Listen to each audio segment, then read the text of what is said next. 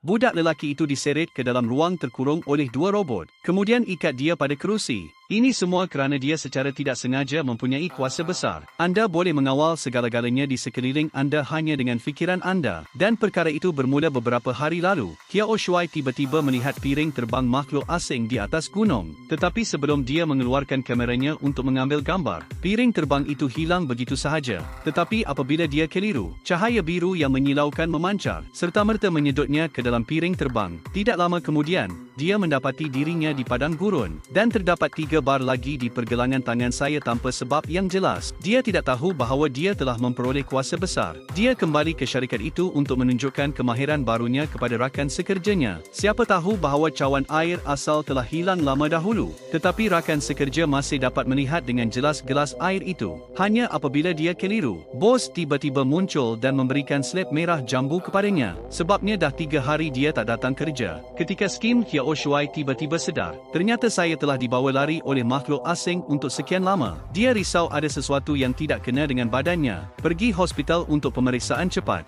Akibatnya, kecuali 3 lagi tanda di lengan saya, yang lain semua normal. Dia tergesa-gesa masuk ke dalam talian, cari maklumat tentang penculikan makhluk asing. Saya sebenarnya menjumpai siaran tentang pengalaman yang sama. Dia segera menghubungi orang itu untuk berjumpa. Kemudian saya mengeluarkan video makhluk asing yang saya rakam. Tunjukkan pada gadis itu. Xiao Mei berkata dia pernah melihat ini sebelum ini, tetapi masih ragu-ragu. Tetapi mengikut data, isyarat radio misteri UFO dalam lukisan purba, malah objek hitam yang tidak diketahui diambil gambar oleh angkasawan. Xiao Mei tiada pilihan selain memberitahu Xiao Shuai. Seawal 40 tahun yang lalu, ada seorang pakcik yang telah diculik oleh makhluk asing selama 15 tahun. Asalkan dapat jumpa pakcik tu, semua misteri boleh diselesaikan. Tapi sejak pakcik tu, selepas membuktikan kewujudan makhluk asing, bagaikan hilang dari dunia, tiada berita langsung. Takut juga aku bila dengar lelaki kacak ni. Tetapi tidak lama lagi, dia bertemu dengan sekumpulan lelaki misteri berbaju hitam.